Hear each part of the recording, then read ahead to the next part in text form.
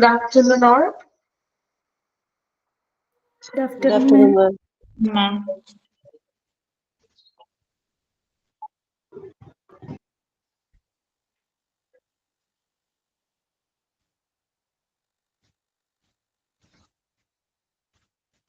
Okay, നമ്മൾ out patient department എന്ന് പറഞ്ഞൊരു ചാപ്റ്റർ ആണ് എടുത്തുകൊണ്ടിരുന്നത്. ഔട്ട് പേഷ്യന്റ് വിഭാഗത്തിലെ കുറച്ച് കാര്യങ്ങൾ നമ്മൾ പഠിച്ചു. ദെൻ ലാസ്റ്റ് ആയിട്ട് നമ്മൾ പ്രോബ്ലംസ് ആണ് നോക്കിയത്. ആണോ? ഓർമ്മയുണ്ടോ ക്ലാസ്? കഴിഞ്ഞ ക്ലാസ് ഓർമ്മയുണ്ടോ? ജനറൽ പ്രോബ്ലംസും സ്പെസിഫിക് പ്രോബ്ലംസും അല്ലെ? ഒരു OPD-യിൽ ഉണ്ടാകുന്ന ജനറൽ ആയിട്ടുള്ള പ്രശ്നങ്ങളും സ്പെസിഫിക് ആയിട്ടുള്ള പ്രോബ്ലംസ് ആണ് നമ്മൾ കഴിഞ്ഞ ക്ലാസ്സിൽ കണ്ടത്. ഇനി നമ്മൾ നെക്സ്റ്റ് നമ്മൾ നോക്കുന്നത് മെത്തേഡ്സ് ടു സോൾവ് അല്ലെ? ഇങ്ങനെയുള്ള ഈ പ്രശ്നങ്ങളെ ജനറൽ ആയിട്ടും സ്പെസിഫിക് ആയിട്ടും വരുന്ന ഈ പ്രശ്നങ്ങളെ നമുക്ക് ഏതെല്ലാം രീതിയിൽ നമുക്ക് പരിഹരിക്കാം അല്ലെ? ഇനി നമുക്ക് അതിന്റെ പരിഹാര മാർഗങ്ങളാണ് ഇനി നോക്കുന്നത്. മെത്തേഡ്സ് ടു സോൾവ് നോക്കാം. First one, adequate directional sign. കൃത്യമായിട്ടുള്ള ഡയറക്ഷണൽ സൈൻ ബോർഡുകൾ കൊടുക്കുക. അതായത് ഹോസ്പിറ്റലിൽ കാണുന്ന ഡയറക്ഷണൽ സൈൻ ഏതൊക്കെയാണ് നിങ്ങൾ ഹോസ്പിറ്റലിൽ പോകുമ്പോൾ കാണുന്ന സൈൻ ബോർഡുകൾ? കമന്റ് ചെയ്യാമോ? ഏതൊക്കെയാണ് സൈൻ ബോർഡുകൾ? നമ്മളൊരു ഹോസ്പിറ്റലിനുള്ളിൽ ചെന്നു അപ്പോ നമ്മൾ കാണുന്ന സൈൻ ബോർഡുകൾ. ഒരു സൈൻ ബോർഡ് കാണാറില്ല ആരും? ഫ്ലോറുകളുടെ എഴുതിയിട്ടുണ്ടാകും. നോ സ്മോക്കിംഗ്, സ്മോക്കിംഗ് എഴുതിയിട്ടുണ്ടാകും. അല്ലാതെ മറ്റ് സൈൻ ബോർഡുകളൊന്നും കാണാറില്ല. ഓരോ ഡിപ്പാർട്ട്മെന്റുകൾ കാണാറില്ലേ? ഇപ്പൊ എക്സ്റേ എഴുതി വെച്ചിട്ടുണ്ടാകും അല്ലെ? സ്കാനിങ്, ECG, ലബോറട്ടറി, ദെൻ ഓരോ ഡോക്ടേഴ്സിന്റെ പേര് ഇല്ലേ? ഡോക്ടേഴ്സിന്റെ റൂമിൽ ഡോക്ടേഴ്സിന്റെ പേരുകൾ വെച്ചിട്ടുണ്ടാകും. ഇതെല്ലാമാണ് ഈ സൈൻ ബോർഡ് എന്ന് ഉദ്ദേശിക്കുന്നത് കേട്ടോ. അപ്പൊ അത് കൃത്യമായിട്ട് നമുക്ക് ഡയറക്ഷൻസ് കാണിക്കാൻ വേണ്ടിയിട്ടാണ്. നമ്മൾ അന്വേഷിച്ച് നടക്കണ്ട, കൃത്യമായിട്ട് നമുക്ക് ആ സൈൻ നോക്കിയിട്ട് പോകാം. ദെൻ രണ്ടാമത്തെ മെത്തേഡ്സ് എന്ന് പറയുന്നത് computerized registration and electronic record keeping for quick retrieval അല്ലെ? അതായത് കമ്പ്യൂട്ടറൈസ്ഡ് ആയിട്ടുള്ള രജിസ്ട്രേഷൻസ് കൊണ്ടുവരിക, ഇലക്ട്രോണിക് റെക്കോർഡ്. ഇപ്പൊ മിക്ക ഹോസ്പിറ്റലുകളിൽ ഇലക്ട്രോണിക് റെക്കോർഡ് ആണല്ലോ കീപ്പ് ചെയ്യുന്നത്. ഫോർ ക്വിക്ക് റിട്രൈവൽ അല്ലെ? പെട്ടെന്ന് തന്നെ വീണ്ടെടുക്കുന്നതിന് വേണ്ടിയിട്ട് എന്ത് ചെയ്യുക? കമ്പ്യൂട്ടറൈസ്ഡ് ആയിട്ടുള്ള രജിസ്ട്രേഷൻസ് കൊണ്ടുവരിക. മൂന്നാമതായിട്ട് പറയുന്നത് multiple and multi purpose fee collection zone. ഒന്നിലധികം ഫീ കളക്ഷൻ സോണുകൾ വെക്കാണ്. അതായത് ഇപ്പൊ ഹോസ്പിറ്റലിൽ മാത്രമല്ല, ഇപ്പൊ നിങ്ങൾ എക്സാമ്പിൾ പറയുകയാണെങ്കിൽ ഇപ്പൊ ടെക്സ്റ്റൈൽ ഷോപ്പിലൊക്കെ നിങ്ങൾ പോകുമ്പോഴേ ഓരോ ഫ്ലോറിലും ഓരോ ഫീസ് കളക്ഷൻ ആയിരിക്കും ഇല്ലേ? ആണോ? ഇപ്പൊ മെൻസ് വെയറിന്റെ ആണെങ്കിൽ മെൻസിന്റെ മാത്രം സെക്ഷനില ഫീ ആയിരിക്കും അവിടെ പേയ്മെന്റ് നമ്മൾ ചെയ്യാം.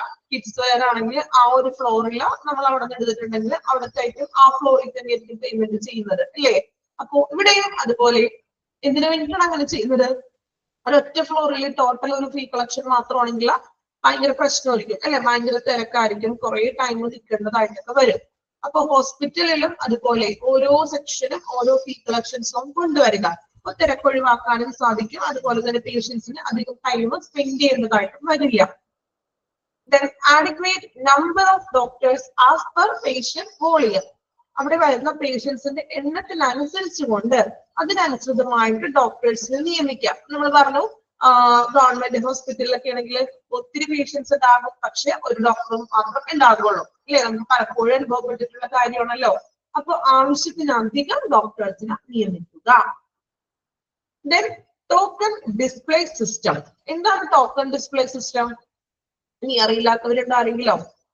ടോക്കൺ ഡിസ്പ്ലേ സിസ്റ്റം ഇപ്പോ എല്ലാ ഹോസ്പിറ്റലുകളിലും ടോക്കൺ ഡിസ്പ്ലേ സിസ്റ്റം ആണ് അല്ലെ? എന്താ ടോക്കൺ ഡിസ്പ്ലേ സിസ്റ്റം എന്ന് പറഞ്ഞാല് ഡോക്ടറിന്റെ റൂമിന്റെ ഫ്രണ്ടിലായിട്ട് ടോക്കൺ മീൻസ് ഇങ്ങനെ വിളിച്ചു പറയും. ചിലപ്പോൾ ടോക്കൺ നമ്പർ ഇങ്ങനെ തെളിഞ്ഞു കാണിക്കും അല്ലെ? അപ്പൊ നമ്മളുടെ നമ്പർ ഏതാണോ അതനുസരിച്ചിട്ട് ടോക്കൺ ഡിസ്പ്ലേ സിസ്റ്റം വിളിക്കുന്നത് അനുസരിച്ചിട്ട് വേണം റൂമില് കയറുവാൻ. ഓക്കെ, അപ്പൊ പ്രത്യേകിച്ച് തിക്കും തിരക്കൊന്നും ഉണ്ടാവില്ല. നമ്മുടെ നമ്പർ അനുസരിച്ച് കറക്റ്റ് ആ വിളിക്കുന്ന നമ്പറിലെ പേഷ്യൻസ് ആരാണോ അവിടെ കൃത്യമായിട്ട് കയറാം. Okay. Then multiple blood collection diagnostic facilities, staffing them based on needs. Blood കളക്ഷനും അതുപോലെ തന്നെ മറ്റു ടെസ്റ്റുകൾക്കൊക്കെ വേണ്ടിയിട്ട് ഒരു സെക്ഷൻ മാത്രമല്ല, ഒരു 2-3 സെക്ഷൻ കൊണ്ടുവരികയാണ്. ഒരു സെക്ഷൻ മാത്രമാണ് ഉള്ളതെങ്കിൽ ഒരുപാട് പേഷ്യൻസുകൾ അവിടെ വന്ന് മീൻസ് തിരക്ക് കൂടാൻ ചാൻസ് ഉണ്ട് അല്ലെ? അതുപോലെ കുറെ നേരം വെയിറ്റിംഗ് നമ്മൾ ചെയ്യേണ്ടതായിട്ട് വരും. അപ്പൊ അതുകൊണ്ട് ഈ ബ്ലഡ് കളക്ഷനും മറ്റുമായിട്ട് 2-3 സോണുകൾ അറേഞ്ച് ചെയ്യാം. അപ്പം എല്ലാവരും കൂടി ഒരു സെക്ഷനിലേക്ക് വരില്ല, അല്ല ഡിഫറെന്റ് സെക്ഷനിലേക്ക് പോകുമ്പോൾ വലിയ തിരക്കും അനുഭവപ്പെടേണ്ടതായിട്ട് വരുന്നില്ല. Then adequate seating capacity, entertainment with TV, magazine or health education measures through leaflets, poster and magazines. Seating capacity ഉണ്ടായിരിക്കണം. നമ്മൾ ഡോക്ടറെ കാണാനായിട്ട് പുറത്ത് വെയിറ്റ് ചെയ്യുമ്പോൾ ഇരിക്കാൻ വേണ്ടിയിട്ട് ആവശ്യത്തിനുള്ള ഒരു സീറ്റിംഗ് കപ്പാസിറ്റി ഒക്കെ ഉണ്ടായിരിക്കാം. അതുപോലെ തന്നെ ചിലപ്പോൾ എന്റർടൈൻമെന്റ് TV, ചില ഹോസ്പിറ്റലുകൾക്ക് TV ഒക്കെ ഉണ്ടാകും അല്ലെ. ന്യൂസ് ഒക്കെ എനിക്ക് എപ്പോഴും വെച്ചിരിക്കുന്നത് എങ്കിലും ഒരു എന്റർടൈൻമെന്റ് വേണ്ടിയിട്ട് TV ഉണ്ടാകും. ദെൻ മാഗസിനുകൾ, ചിലപ്പോൾ ന്യൂസ് പേപ്പർ മാഗസിനുകൾ വെക്കും വായിക്കാനൊക്കെ ആയിട്ട്. Then health education through leaflets, ആരോഗ്യ മാസികയില്ലേ അതുപോലുള്ള ലീഫ്ലെറ്റ്സ്, മീൻസ് ചെറിയ ലഘുലേഖകളൊക്കെ വെക്കുക. പോസ്റ്ററുകളൊക്കെ ഉണ്ടാവും. നമ്മൾ ഹോസ്പിറ്റലിൽ തന്നെ ഡോക്ടേഴ്സിന്റെ റൂമിലൊക്കെ പോസ്റ്ററുകൾ വെച്ചിട്ടുണ്ടാകും. പുറത്തും വെക്കാറുണ്ട് കേട്ടോ. എന്തൊക്കെയാണ് പോസ്റ്റേഴ്സ് ശ്രദ്ധിച്ചിട്ടുണ്ടോ? ഇപ്പൊ പീഡിയാട്രിക്കിന്റെ റൂമിലാണെങ്കിൽ കുഞ്ഞുങ്ങളുടെ പിക്ചറുകൾ, അല്ലെങ്കിൽ എന്തെങ്കിലും പിക്ചറുകൾ മാത്രമല്ല നമ്മൾ എന്തെങ്കിലും ഡിനോട്ട് ചെയ്തിട്ടുള്ള പോസ്റ്ററുകളൊക്കെ ഉണ്ടാകും. ഗൈനക് വിഭാഗമാണെങ്കിൽ അവിടെയും അതുമായിട്ട് റിലേറ്റ് ചെയ്തിട്ടുള്ള പിക്ചറുകളും പോസ്റ്ററുകളൊക്കെ വെച്ചിട്ടുണ്ടാകും. Then മാഗസിൻസുകൾ. Then next point, screening of OP by junior doctors. Junior doctors സ്ക്രീനിങ്ങിന് വെക്കുകയാണ്. അതായത് ജൂനിയർ ഡോക്ടേഴ്സ്, ഇപ്പൊ നമ്മൾ ഡ്യൂട്ടി ഡോക്ടേഴ്സിനൊക്കെ വെക്കില്ലേ, അതുപോലെ ജൂനിയർ ഡോക്ടേഴ്സിന് സ്ക്രീനിങ്ങിന് വെക്കുകയാണ്. അപ്പൊ നമ്മള് ഈ ജൂനിയർ ഡോക്ടേഴ്സിന് ഇപ്പോൾ വലിയ ബുദ്ധിമുട്ടൊന്നും ഇല്ലാത്ത പേഷ്യൻസ് ഒക്കെയാണ്, ചെറിയ അസുഖങ്ങളൊക്കെ ആണെങ്കിൽ ജൂനിയർ ഡോക്ടേഴ്സിന് നമുക്ക് കൺസൾട്ടന്റ് ചെയ്യാം. ദെൻ മറ്റു ടെസ്റ്റുകളും മറ്റെന്തെങ്കിലും ഒക്കെ ചെയ്തിട്ട് എന്തെങ്കിലും സ്പെഷ്യൽ ആയിട്ട് റെഫർ ചെയ്യണമെങ്കിൽ ഈ ജൂനിയർ ഡോക്ടർ നമ്മളുടെ ഫിസിഷ്യനെയോ മറ്റും റെഫർ ചെയ്യും. ഓക്കെ, അപ്പൊ അതിനും വലിയ തിരക്കൊന്നും വരില്ല ജൂനിയർ ഡോക്ടേഴ്സ് കൂടി OP ഇരിക്കുന്നുണ്ടെങ്കിൽ. Next one, queuing theory is scientific and mathematical way of solving the problem of overcrowding. Queuing theory, എന്താ queuing theory എന്ന് വെച്ചാൽ ക്യൂ നിൽക്കുക എന്നുള്ളൊരു മീനിങ് കേട്ടോ. നമ്മള് ഡോക്ടറെ കാണാനായിട്ട് ക്യൂ നിൽക്കില്ലേ കയറാനായിട്ട്? എല്ലാവരും കൂടി ഇടിച്ചു തള്ളിയിട്ടാണോ ഡോക്ടറെ കാണാൻ കയറുന്നത്? ഒരാൾ ഇറങ്ങുമ്പോൾ 2-3 പേര് ഒരുമിച്ചാണോ കയറാറ്? ആണോ? അല്ല. നമ്മ എങ്ങനെയാണ് കയറുന്നത്? ഓരോ പേഷ്യൻസ് ഇറങ്ങുമ്പോൾ അടുത്തൊരാൾ കയറും അല്ലെ, ഒരു ക്യൂ ആയിട്ട് നിൽക്കുക ആണ് ക്യൂവിംഗ് തിയറി. ക്യൂവിംഗ് തിയറി എന്ന് പറഞ്ഞാൽ ഒരു സയന്റിഫിക് മെത്തേഡ് ആണെന്ന്. എന്തിനു വേണ്ടി? ഓവർ ക്രൗഡിങ്, ഭയങ്കര തിക്കും തിരക്കും കുറയ്ക്കാനായിട്ടുള്ള ഏറ്റവും നല്ലൊരു മാർഗമാണ് ക്യൂവിംഗ് തിയറി. ക്യൂ നിൽക്കുകയാണ്, ക്യൂ നിന്നുകൊണ്ട് ഡോക്ടറെ കാണാൻ കയറുക. Then avoid queue jumping, the act of going ahead of other people, waiting in a line something instead of waiting one's turn. Avoid queue jumping, queue ചാടാതെ, ക്യൂ ചാടുന്നത് ഒഴിവാക്കാൻ. അതായത് എന്താ പറയാ മലയാളത്തിൽ പറയുകയാണെങ്കിൽ, നമ്മൾ ചെയ്യാറുള്ള പ്രവൃത്തിയാണ്. നിങ്ങൾ ചെയ്യാറുണ്ട് അങ്ങനെ? ക്യൂവിൽ നിന്നുകൊണ്ടേ ചില ആളുകൾ നമ്മൾ അത്രയും നേരം ക്യൂവിൽ നിൽക്കണായിരിക്കും, പെട്ടെന്ന് വന്നുകൊണ്ട് അപ്പൊ തന്നെ കയറിക്കൊണ്ട് ചിലപ്പോൾ നമ്മുടെ ഫ്രണ്ടിൽ നിൽക്കും അല്ലെ, ഇടയ്ക്കിട്ട് കയറുന്ന ഒരു പ്രവണത. അതും ഹോസ്പിറ്റലുകളിൽ സർവ്വസാധാരണമാണ്. ആണോ? ഇടയിൽ കയറുന്നത്, അതാണ് ക്യൂ ജമ്പിങ്. അപ്പൊ ക്യൂ ജമ്പിങ് ഒഴിവാക്കാൻ, ക്യൂ ജമ്പ് ചെയ്തിട്ടുണ്ടെങ്കിൽ അവിടെ ഭയങ്കര പ്രശ്നങ്ങൾ ഉണ്ടാകും അല്ലെ, പേഷ്യൻസ് തമ്മിൽ നല്ല പ്രശ്നങ്ങളൊക്കെ ഉണ്ടാകും. അപ്പൊ അതുകൊണ്ട് എന്ത് ചെയ്യാം? ക്യൂ ജമ്പിങ് ഒഴിവാക്കുക. Then maintain punctuality, കൃത്യനിഷ്ഠത പാലിക്കുക അല്ലെ. ഡോക്ടേഴ്സ് ആയാലും സ്റ്റാഫ് ആയാലും പേഷ്യന്റ് ആയിട്ടുണ്ടെങ്കിലും കൃത്യനിഷ്ഠത പാലിക്കുക. Then redressal of grievances, വെച്ചിട്ടുണ്ടെങ്കിൽ എന്താണ്? പരാതികളൊക്കെ പരിഹരിക്കുക. പരാതികളൊക്കെ ഉണ്ടെങ്കിൽ അത് പരിഹരിക്കുക.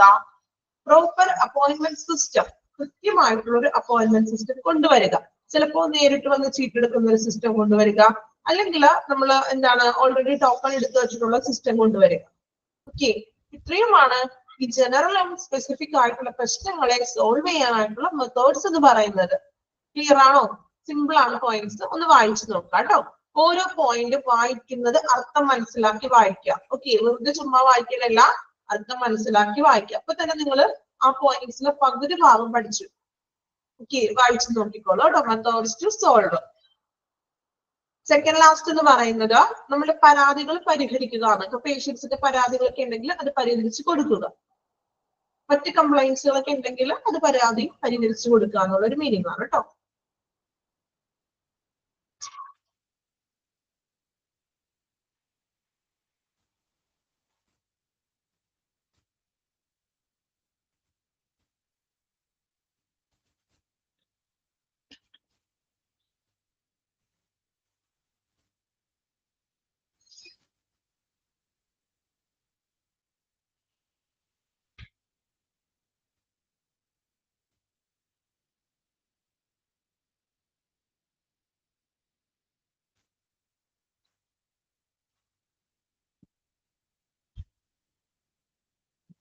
തേർഡ് പോയിന്റ് പറയുന്നത് ഫീ കളക്ഷൻ സോൺ. ഒന്നിലധികം ഫീ കളക്ഷൻ സോൺ. അതായത് നമ്മൾ ടോട്ടലി ബില്ല് അടക്കാൻ വേണ്ടിയിട്ട് ഒരു ഏരിയ മാത്രമല്ല, മറിച്ച് ഒന്നിലധികം ഏരിയകൾ കൊണ്ടുവരാൻ. ഇപ്പൊ ലബോറട്ടറിയിലാണെങ്കിൽ അവിടെ ഒരു ഫീ കളക്ഷൻ സോൺ കൊണ്ടുവരിക, ഫാർമസിയിൽ ഒരു ഫീ കളക്ഷൻ സോൺ, അങ്ങനെ ഓരോ സെപ്പറേറ്റ് ആയിട്ടുള്ളൊരു ഫീ കളക്ഷൻ സോൺ കൊണ്ടുവരിക.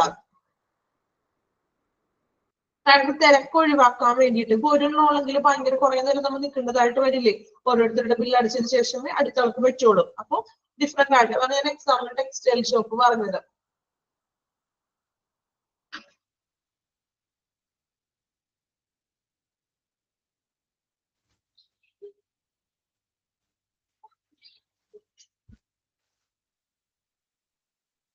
സെക്കൻഡ് വൺ കമ്പ്യൂട്ടറൈസ്ഡ് ആക്കാൻ, അതായത് പേഷ്യൻസിന്റെ ഫയലുകൾ ഇപ്പൊ ഓൾറെഡി എല്ലാ ഹോസ്പിറ്റലുകളിലും കമ്പ്യൂട്ടറൈസ്ഡ് ആണല്ലോ. കമ്പ്യൂട്ടറൈസ്ഡ് ആക്കാം എന്തിനു വേണ്ടി? പെട്ടെന്ന് തന്നെ റിട്രൈവൽ ചെയ്യാൻ, അതായത് എളുപ്പം വീണ്ടെടുക്കുന്നതിന് വേണ്ടിയിട്ട്. നമ്മളൊരു ഫയൽ ആണെങ്കിൽ നമ്പർ നോക്കിയിട്ട് ഈ ഫയൽ തപ്പി കണ്ടുപിടിക്കണം. പക്ഷെ ഇപ്പൊ കമ്പ്യൂട്ടർ ആണെങ്കിൽ എങ്ങനെയാണ്? പേഷ്യന്റിന്റെ ആ ഒരു OP നമ്പർ മതി, നമ്പർ അടിച്ചു കൊടുത്താൽ അപ്പൊ തന്നെ ഡീറ്റെയിൽസ് ഫയൽ വന്നു അല്ലെ. അപ്പൊ നമുക്ക് പെട്ടെന്ന് തന്നെ ക്വിക്ക് ആയിട്ട് റിട്രൈവൽ ചെയ്യാൻ പറ്റും.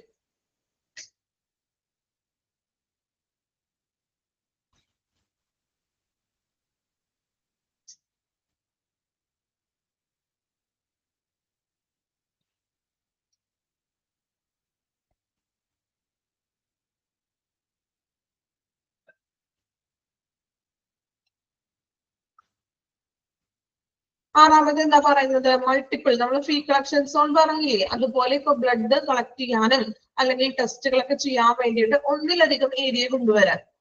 ഓക്കെ, ഒരു ഏരിയ എന്ന് മാത്രമല്ല 2-3 ഏരിയ വെക്കാൻ. അപ്പൊ കുറച്ചും കൂടി പെട്ടെന്ന് നമുക്ക് അധികം ടൈം എടുക്കില്ല, തിരക്കുകൾ കുറയ്ക്കാനും സാധിക്കും.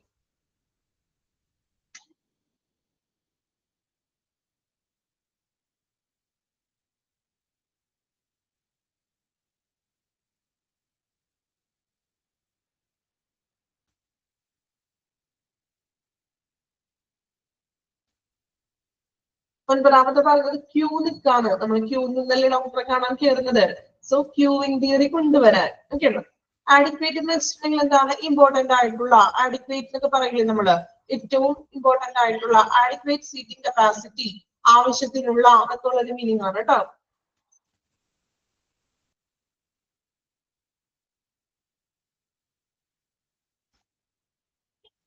ദെൻ ജൂനിയർ ഡോക്ടേഴ്സിന് OP-യിൽ ഇരുത്താൻ, അതായത് ഫിസിഷ്യൻസിന് മാത്രമല്ല, അല്ലാതെ ജൂനിയർ ഡോക്ടേഴ്സിന്. ഇപ്പൊ ജൂനിയർ ഡോക്ടർ നോക്കിയിട്ട് എന്തെങ്കിലും ടെസ്റ്റ് റിപ്പോർട്ടുകളുടെ അടിസ്ഥാനത്തിൽ ഫിസിഷ്യനെ അദ്ദേഹത്തിന് റെഫർ ചെയ്യാം. ഓക്കെ, ഇനി നെക്സ്റ്റ് സെക്ഷൻ നോക്കാം. Clinical records kept in an OPD. ഒരു OPD-യിൽ നമ്മൾ സൂക്ഷിക്കുന്ന ക്ലിനിക്കൽ റെക്കോർഡ്സുകൾ ഏതൊക്കെയാണെന്ന് ഇമ്പോർട്ടന്റ് ആണ് കേട്ടോ, പഠിക്കണം. പോയിന്റ്സ് ആണ്, നിങ്ങൾ ആ പോയിന്റ് മാത്രം പഠിക്കുക. എന്താണെന്നൊന്നുമില്ല, ജസ്റ്റ് പോയിന്റ് ആണ്, പോയിന്റ് പഠിക്കുക. നോക്കാം. OPD രജിസ്ട്രേഷൻ ഫോം അല്ലെ, OPD-യിലേക്കുള്ള രജിസ്ട്രേഷൻ ഫോമുകള്. അഡ്മിഷൻ ഫോം, പേഷ്യന്റ് വരുമ്പോൾ അഡ്മിറ്റ് ചെയ്യുന്നതിനുള്ള അഡ്മിഷൻ ഫോം. മെഡിക്കേഷൻ റെക്കോർഡ്, മരുന്നുകളുടെ ഡീറ്റെയിൽസ് ഒക്കെ ഉള്ള റെക്കോർഡുകള്. ട്രീറ്റ്മെന്റ് റെക്കോർഡ്, ചികിത്സാപരമായിട്ടുള്ള റെക്കോർഡ്. ദെൻ ഇൻവെസ്റ്റിഗേഷൻ റെക്കോർഡ്, മറ്റു ടെസ്റ്റുകളും മറ്റു അന്വേഷണങ്ങളുടെ ഒക്കെ റെക്കോർഡ്. അതായത് ഇപ്പോ ബ്ലഡ് ടെസ്റ്റുകളോ അല്ലെങ്കിൽ എക്സ്റേയോ സ്കാനിങ്ങോ അങ്ങനെ നമ്മൾ ടെസ്റ്റുകളൊക്കെ ചെയ്തിട്ടുണ്ടെങ്കിൽ അതിന്റെ റിപ്പോർട്ടുകള്. ദെൻ കൺസെന്റ് ഫോംസ്, സർജറി ഒക്കെ ചെയ്യാനാണെങ്കിൽ നമ്മൾ കൺസെന്റ് ഫോമിലൊക്കെ സൈൻ ചെയ്യും അല്ലെ. സോ ഈ കൺസെന്റ് ഫോമുകൾ, ഇത്രയും കാര്യങ്ങളാണ് നമ്മളൊരു ക്ലിനിക്കൽ റെക്കോർഡ്സ് മീൻസ് OPD-യിൽ സൂക്ഷിക്കുന്ന രേഖകൾ എന്ന് പറയുന്നത്. ഓക്കെ, ഒന്നും കൂടി വായിക്കാം. OPD registration form, admission form, medication record, treatment record, investigation record, then consent form. Okay, ഇത്രയുമാണ് നമ്മൾ റെക്കോർഡുകൾ കീപ്പ് ചെയ്യുന്നത്. Then every hospital must maintain the medical records relating to his or her indoor patients or a period 3 years from the date of commencement of the treatment. അതായത് എല്ലാ ഹോസ്പിറ്റലുകളും അവിടുത്തെ indoor പേഷ്യൻസിന്റെ, indoor patients എന്ന് പറയുന്നത് ആരാണ്? നമ്മളിപ്പോ പഠിച്ചുകൊണ്ടിരിക്കുന്നത് ഔട്ട് പേഷ്യന്റ് ആണല്ലോ. ഇൻഡോർ എന്ന് പറഞ്ഞാൽ എന്താണ്? ഔട്ട്ഡോർ എന്ന് പറയുമ്പോൾ മെഡിസിൻ വാങ്ങിച്ചു തിരികെ പോകുന്ന ഒരു പേഷ്യന്റ് ആണ്. ഇൻഡോർ എന്ന് പറയുമ്പോൾ എന്താണ്? അഡ്മിറ്റഡ് ആകുന്ന പേഷ്യൻസ്. ഓക്കെ, ക്ലിയർ ആയോ? നമ്മളിപ്പോ ഔട്ട് പേഷ്യന്റ് ആണ് പഠിക്കുന്നത്. നെക്സ്റ്റ് നമുക്ക് ഇനി ഇൻ പേഷ്യന്റ് വരുന്നുണ്ട്. ആണ് ഇൻഡോർ പേഷ്യന്റ്, അതായത് അഡ്മിറ്റഡ് ആകുന്ന പേഷ്യൻസിന്റെ റെക്കോർഡ്സുകൾ മെയിൻറ്റെയിൻ ചെയ്യേണ്ടത് 3 വർഷമെങ്കിലും മിനിമം ആ ഹോസ്പിറ്റലിൽ മെയിൻറ്റെയിൻ ചെയ്തിരിക്കണം. Treatment, commencement of the treatment തുടങ്ങി 3 വർഷ കാലയളവിലെങ്കിലും എല്ലാ ഹോസ്പിറ്റലും അവിടെയുള്ള ഇൻഡോർ പേഷ്യൻസിന്റെ മെഡിക്കൽ റെക്കോർഡ്സ് സൂക്ഷിച്ചിരിക്കണം. ഓക്കെ, ആ 3 ഇയർ എന്നുള്ളത് ഒന്ന് റൗണ്ട് ചെയ്തിട്ടേക്കാട്ടോ. നിങ്ങൾ വായിക്കുമ്പോൾ ടെക്സ്റ്റില് 3 ഇയർ എന്നുള്ളത് റൗണ്ട് ചെയ്യാം. എത്ര വർഷമാണ് ഒരു മെഡിക്കൽ റെക്കോർഡ്, ഇൻഡോർ പേഷ്യൻസിന്റെ മെഡിക്കൽ റെക്കോർഡ് ഹോസ്പിറ്റലിൽ കീപ്പ് ചെയ്യുന്നത്? 3 ഇയേഴ്സ് കേട്ടോ. കൗണ്ട് ചെയ്തോ? ഒന്ന് അണ്ടർലൈനോ നിങ്ങൾക്ക് പെട്ടെന്ന് നോട്ട് ചെയ്യാൻ പാകത്തിന് ചെയ്യാം കേട്ടോ.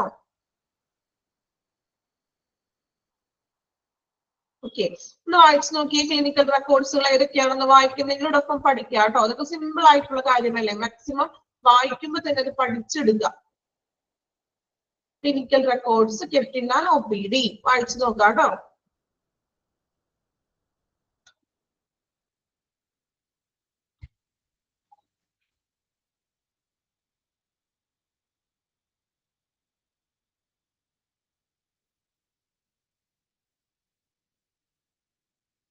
ഇൻവെസ്റ്റിഗേഷൻ എന്ന് പറഞ്ഞാൽ ടെസ്റ്റുകൾ നമ്മൾ ചെയ്യില്ലേ? ഇപ്പൊ ബ്ലഡ് ടെസ്റ്റുകൾ അല്ലെങ്കിൽ ഇപ്പൊ എക്സ്റേ എടുത്തു, സ്കാൻ ചെയ്തു, നമ്മൾ കണ്ടുപിടിക്കാൻ വേണ്ടിയിട്ട് ചെയ്യുന്ന ടെസ്റ്റുകളാണ് അതൊക്കെ അല്ലെ. അങ്ങനെയുള്ള ടെസ്റ്റുകളാണ് ഈ ഇൻവെസ്റ്റിഗേഷൻ കൊണ്ട് ഉദ്ദേശിക്കുന്നത്. കൺസേൺഡ് ഫോം എന്ന് പറഞ്ഞാല് നമ്മൾ സർജറി ഒക്കെ ചെയ്യുമ്പോൾ സർജറി ചെയ്യുന്നതിന് തൊട്ട് മുൻപായിട്ട് പേഷ്യന്റിനെ ഒരു ബൈസ്റ്റാൻഡറെ കൊണ്ട് സൈൻ ചെയ്യിപ്പിക്കും അല്ലെ. കാരണം സർജറിയിൽ പിഴവുകളൊന്നും വരാണ്ടിരിക്കാൻ വേണ്ടിയിട്ട്. ഓർഡറിലൊന്നും പഠിക്കണ്ട, ഓർഡറിൽ പഠിക്കണമെന്നൊന്നുമില്ല.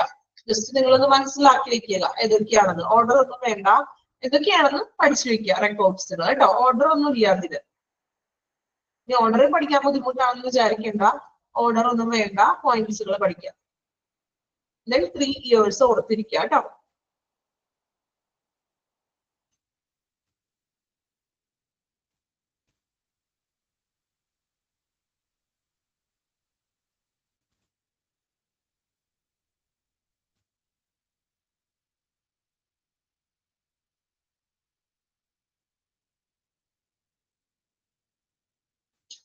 ഓക്കെ, ദെൻ നെക്സ്റ്റ് നോക്കാം.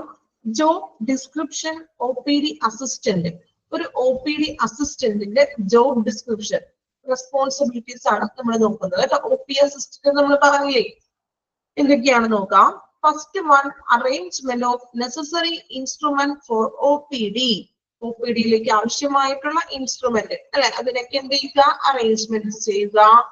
Directing patient from one place to other place inside the hospital അല്ലെ. പേഷ്യൻസിന് ഹോസ്പിറ്റലിന്റെ ഉള്ളിൽ നിന്ന് തന്നെ ഒരു സ്ഥലത്ത് നിന്ന് മറ്റൊരു സ്ഥലത്തിലേക്ക് ഡയറക്റ്റ് ചെയ്യുക. അതായത് നമ്മൾ ഹോസ്പിറ്റലിൽ ചെന്നു അല്ലെ, നമുക്ക് ചിലപ്പോ നമ്മളോട് പറഞ്ഞു ബ്ലഡ് ടെസ്റ്റ് എടുക്കണം എന്ന് പറഞ്ഞു. ദെൻ റിസൾട്ട് ആയിട്ട് ഡോക്ടറെ കാണണം. നമ്മൾക്ക് അറിയില്ല ലബോറട്ടറി എവിടെയാണെന്ന് അറിയില്ല അല്ലെ. അപ്പൊ ഹോസ്പിറ്റലിന്റെ ഉള്ളിൽ തന്നെയാണ് ലബോറട്ടറി എങ്കിലും നമുക്ക് അറിയില്ല. അപ്പൊ എന്ത് ചെയ്യും? ഈ OPD അസിസ്റ്റന്റ് നമ്മളൊന്ന് ഡയറക്റ്റ് ചെയ്യുന്നു. ചിലപ്പോ നമ്മൾ ഹോസ്പിറ്റലിൽ പോകുമ്പോൾ കാണാറില്ലേ, ലബോറട്ടറി നമ്മൾ കാണിച്ചു തരും, ലബോറട്ടറിയിലേക്ക് കൊണ്ടുപോകും. ഉദാഹരണോ അസിസ്റ്റ് ചെയ്യാറുണ്ട് അങ്ങനെ. നമുക്ക് അറിയില്ലെങ്കിൽ ഏത് ഡിപ്പാർട്ട്മെന്റിലേക്കാണോ നമ്മൾ ആ ഡിപ്പാർട്ട്മെന്റിലേക്ക് കൊണ്ടുപോകും അല്ലെ, അത് അസിസ്റ്റ് ചെയ്യും പേഷ്യന്റിനെ. ഓക്കെ, അതാണ് സെക്കൻഡ് പോയിന്റിൽ പറയുന്നത്. Directing patient from one place to other place inside the hospital. ഹോസ്പിറ്റലിന്റെ ഉള്ളിൽ തന്നെ മറ്റു ഡിപ്പാർട്ട്മെന്റുകളിലോട്ട് പേഷ്യന്റിനെ ഡയറക്റ്റ് ചെയ്യുന്നു. മൂന്നാമത്തെ point, translating in case of requirement. ആവശ്യമെങ്കിൽ പേഷ്യൻസിന് ട്രാൻസ്ലേറ്റ് ചെയ്ത് കൊടുക്കുന്നു. അതായത് ചിലപ്പോൾ ഹോസ്പിറ്റലിൽ വരുന്നത് എല്ലാവരും മീൻസ് മലയാളികൾ തന്നെ ആവണമെന്നില്ലല്ലോ, ചിലപ്പോൾ ഇംഗ്ലീഷ് മാത്രം സംസാരിക്കുന്നവരൊക്കെ ഉണ്ടാകാം. അപ്പോൾ ചിലപ്പോൾ അവർക്ക് ട്രാൻസ്ലേറ്റ് ചെയ്തൊക്കെ കൊടുക്കേണ്ടതായിട്ട് വരും അല്ലെ. ചിലപ്പോൾ അവർക്ക് പറയുമ്പോൾ ക്ലിയർ ആകില്ല എങ്കിൽ എന്ത് ചെയ്യുക? ആവശ്യമെങ്കിൽ അവർക്ക് ട്രാൻസ്ലേറ്റ് ചെയ്ത് കൊടുക്കുക. Then passing case sheet to other department. Case sheet, പേഷ്യന്റിന്റെ ഷീറ്റ്, കേസ് ഷീറ്റ് പല ഡിപ്പാർട്ട്മെന്റുകളിലോട്ട് പാസ് ചെയ്യുക. മീൻസ് ഇപ്പൊ നമ്മള് ലബോറട്ടറി പോയി, അപ്പൊ അവിടെ പോയിട്ട് അവിടെ നിന്ന് റിപ്പോർട്ട് വാങ്ങിക്കണം. ചിലപ്പോൾ സ്കാൻ ചെയ്യാൻ പോയി അല്ലെങ്കിൽ എക്സ്റേ എടുക്കാൻ പോയി, അപ്പൊ അവിടെ പോയിട്ട് നമ്മുടെ റിപ്പോർട്ടുകളൊക്കെ വാങ്ങിക്കുക. ദെൻ അതുകൊണ്ട് ഡോക്ടറെ കാണിക്കുക. അങ്ങനെയുള്ള കേസ് ഷീറ്റുകൾ പാസ് ചെയ്യുക. നമ്മൾ ഹോസ്പിറ്റലിൽ ഇരിക്കുമ്പോൾ കാണാറില്ലേ OPD അസിസ്റ്റന്റുകള് അങ്ങോട്ടും ഇങ്ങോട്ടും എല്ലാ സെക്ഷനിലോട്ട് ഓടി നടക്കുന്നത് കാണാറുണ്ടോ? ശ്രദ്ധിച്ചിട്ടില്ലേ? അവരൊരിടത്ത് നിൽക്കുകയാണ് എപ്പോഴും. അവരെല്ലാ ഡിപ്പാർട്ട്മെന്റിലും അങ്ങോട്ടും ഇങ്ങോട്ടും ഓടി നടക്കാറുണ്ട്. എന്തിനു വേണ്ടിയിട്ടാണ്? പേഷ്യൻസിന്റെ ഈ കേസ് ഷീറ്റുകളൊക്കെ പാസ് ചെയ്യുന്നതാണ്. Okay, then explaining basic details, അടിസ്ഥാനപരമായിട്ടുള്ള കാര്യങ്ങൾ എക്സ്പ്ലനേഷൻ ചെയ്ത് കൊടുക്കുന്നു. എന്തൊക്കെയാണ്? Like medicines, treatment, reason for waiting to the patients. അല്ലെ, മെഡിസിൻസിനെ കുറിച്ച് നമുക്കിപ്പോ എന്തെങ്കിലും അറിയില്ലെങ്കിൽ നമുക്ക് അവരോട് ചോദിക്കാം അല്ലെ. അപ്പൊ അവര് അതിന്റെ ഒരു എക്സ്പ്ലനേഷൻ തരുന്നു. അതോടൊപ്പം നമ്മുടെ ട്രീറ്റ്മെന്റ്, ചികിത്സാപരമായിട്ടുള്ള എന്തെങ്കിലും ഡൗട്ട് ഒക്കെ എന്തെങ്കിലും ക്ലിയർ ചെയ്യുന്നു. then reason for waiting to the patient, ഡോക്ടറിന്റെ റൂമിൽ നമ്മൾ വെയിറ്റ് ചെയ്ത് നിൽക്കില്ലേ ഫ്രണ്ടില്, കുറെ നേരം വെയിറ്റ് ചെയ്ത് വരുമ്പോ നമ്മള് സ്വാഭാവികമായിട്ടും എല്ലാവരും ചോദിക്കാറുണ്ട് അല്ലെ. ആ നഴ്സായിട്ട് ഉള്ളിൽ നിന്ന് ഇറങ്ങുമ്പോൾ നമ്മൾ ചോദിക്കും എത്രാമത്തെ നമ്പറാണ് കയറിയിരിക്കുന്നത് അല്ലെ. ഇപ്പൊ ഡോക്ടർ നമ്പർ ഏതായിരുന്നു, നമ്മളുടെ ആണോ എന്ന് അറിയാൻ വേണ്ടിയിട്ട്, അടുത്തെത്താറായോ എന്ന് അറിയാൻ വേണ്ടിയിട്ട് നമ്മൾ ചോദിക്കും. അല്ലെങ്കിൽ എന്ത് ഇത്ര നേരം വെയിറ്റ് ആകുന്നത് അല്ലെ. അല്ലെങ്കിൽ അപ്പൊ റീസൺ എന്താണെന്നുള്ളത് എന്ത് പറയുന്നു, OPD അസിസ്റ്റന്റ് പേഷ്യൻസിനോട് പറഞ്ഞു തരും. ചിലപ്പോ ഡോക്ടർ സർജറി, എമർജൻസി സർജറിക്ക് പോയിട്ടുണ്ടാവാം, അല്ലെങ്കിൽ ചിലപ്പോൾ റൗണ്ട്സിന് പോയിരിക്കുകയാണ്. സോ അതുകൊണ്ട് നമുക്ക് ഇത്ര ലേറ്റ് ആകുന്ന കൃത്യമായിട്ടുള്ള വിവരങ്ങൾ പേഷ്യൻസിനോട് പറഞ്ഞു തരുന്നു. പറഞ്ഞു തരാറുണ്ടോ അങ്ങനെ? അല്ലെങ്കിൽ നമ്മൾ ചോദിക്കാറില്ലേ? എത്ര പേര് ചോദിച്ചിട്ടുണ്ട്? ചോദിക്കാനൊന്നും നിൽക്കില്ലല്ലോ. നമ്മൾ കുറെ നേരം, ഒരുപാട് നേരം ക്യൂ നിന്ന് കഴിയുമ്പോഴേ നമ്മൾ ഓരോ പേഷ്യന്റ് ഇറങ്ങുമ്പോ നമ്മൾ പോയിട്ട് ചോദിക്കും അല്ലെ. ഇപ്പൊ എത്രാമത്തെ ഇതാണ് നഴ്സ് കയറിയിരിക്കുന്നത് അല്ലെ. ഇപ്പൊ നമ്മളുടെ ടോക്കൺ നമ്പർ അടുത്ത് എത്താറോ എന്ന് അറിയാൻ വേണ്ടിയിട്ടാണ് ചോദിക്കാറുണ്ട്. സ്വാഭാവികമാണ് അല്ലെ. അപ്പൊ ബേസിക് ഡീറ്റെയിൽസ് എക്സ്പ്ലനേഷൻ ചെയ്ത് കൊടുക്കും. മെഡിസിൻസിനെ കുറിച്ചുള്ളതും ട്രീറ്റ്മെന്റും റീസൺ ഫോർ വെയിറ്റിംഗും. Assist to open new medical record, ഒരു പുതിയ പേഷ്യന്റ് വരുമ്പോൾ പേഷ്യൻസിന്റെ പുതിയ മെഡിക്കൽ റെക്കോർഡ് ഓപ്പൺ ചെയ്യുന്നു. എൻഷുർ കസ്റ്റമർ സാറ്റിസ്ഫാക്ഷൻ, പേഷ്യന്റിന്റെ സംതൃപ്തി ഉറപ്പ് നൽകുന്നു അല്ലെ. പേഷ്യൻസിന്റെ ആവശ്യങ്ങളൊക്കെ പരിഗണിച്ചുകൊണ്ട് പേഷ്യന്റിന്റെ സംതൃപ്തി ഉറപ്പ് നൽകുന്നു. ഇനി നെക്സ്റ്റ് നോക്കി, ഒരു രജിസ്ട്രേഷൻ സിസ്റ്റം, ഒരു മോഡലാണ് തന്നിരിക്കുന്നത്. ചെറിയ രീതിയിൽ എത്ര ക്ലാരിറ്റി ഉണ്ടോ എന്ന് എനിക്കറിയില്ല, എങ്കിലും ഒന്ന് പറഞ്ഞു പോകാം. നമ്മളൊരു പേഷ്യന്റ് ഇതായിട്ട് വരുമ്പോൾ ആ പേഷ്യൻസിന് രജിസ്ട്രേഷൻ ഫോം ആണ് അത്, കണ്ടോ. അതിനകത്ത് പേഷ്യന്റിന്റെ ഡീറ്റെയിൽ ഉണ്ടാകും, പേഴ്സണൽ ആയിട്ടുള്ള ഡീറ്റെയിൽസ്, പേഷ്യന്റിന്റെ ഒരു ID, ഹോസ്പിറ്റലിൽ കൊടുക്കുന്ന പേഷ്യന്റിന്റെ ID, ദെൻ പേഴ്സണൽ ഡീറ്റെയിൽസ് ഉണ്ടാകും അതില്. അതോടൊപ്പം തന്നെ എന്താണ്,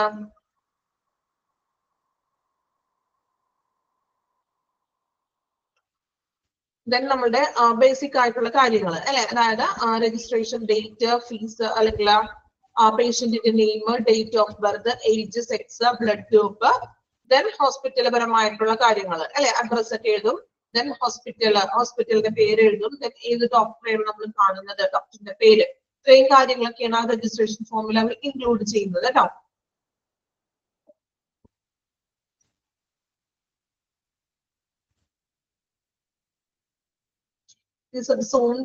നിങ്ങൾ ആ ഒരു ഇത്രയും കാര്യങ്ങളാണ് വരുന്നത് കേട്ടോ. പേഴ്സണൽ ഡീറ്റെയിൽസും, ദെൻ ഹോസ്പിറ്റലിന്റെ പേരും, ഹോസ്പിറ്റലിൽ നമ്മൾ കാണുന്ന ഡോക്ടറിന്റെ നെയിമുകളും. ഓക്കെ, വായിച്ചു നോക്കാം കേട്ടോ. Job description, OPD assistant. Simple ആണ്, മനസ്സിലാക്കി പഠിക്കുക കേട്ടോ. ബൈ ഹാർട്ട് ചെയ്ത് പഠിക്കാതെ മനസ്സിലാക്കി പഠിച്ചു വെക്കും.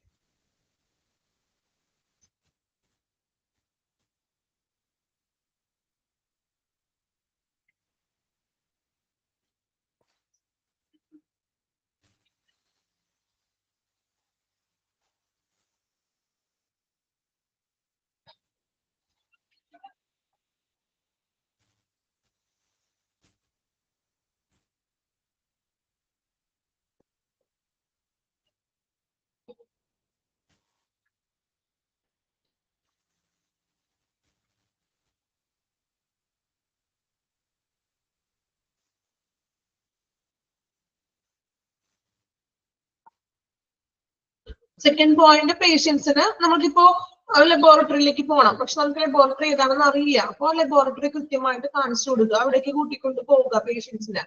നമ്മോടൊപ്പം വരാറില്ലേ, ഇപ്പൊ OPD അസിസ്റ്റന്റ് കൂടെ വരും ചിലപ്പോ അല്ലെ. ഇപ്പൊ നമ്മൾ ലബോറട്ടറിയിലാണ്, അപ്പൊ നമ്മളെ ലാബിലേക്ക് കൊണ്ടുപോയിട്ട് ആ പ്രിസ്ക്രിപ്ഷൻ അങ്ങോട്ട് ലാബിൽ കൊടുക്കും. പിന്നെ ടെസ്റ്റിനുള്ള ചീട്ടൊക്കെ അവര് തന്നെയാണ് കൊടുക്കാറ്.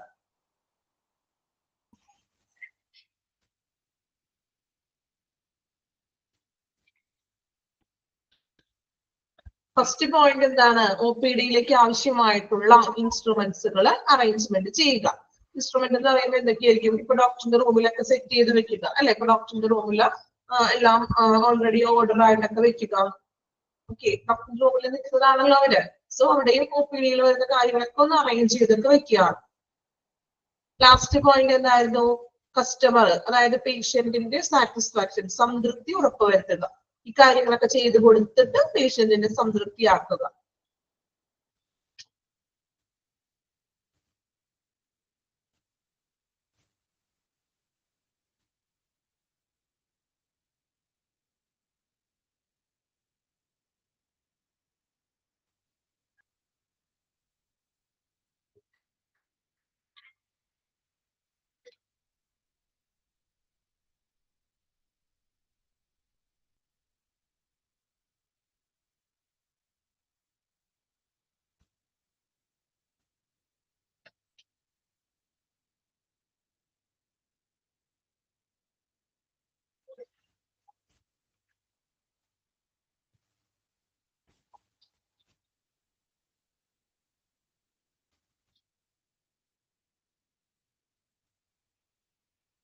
കംപ്ലീറ്റ് ചെയ്തോ? ജോബ് ഡിസ്ക്രിപ്ഷൻ, OP അസിസ്റ്റന്റ് കേട്ടോ, മറന്നു പോകരുതും. ഇമ്പോർട്ടന്റ് ആണ്. പോയിന്റ്സുകൾ മനസ്സിലാക്കി പഠിക്കാം.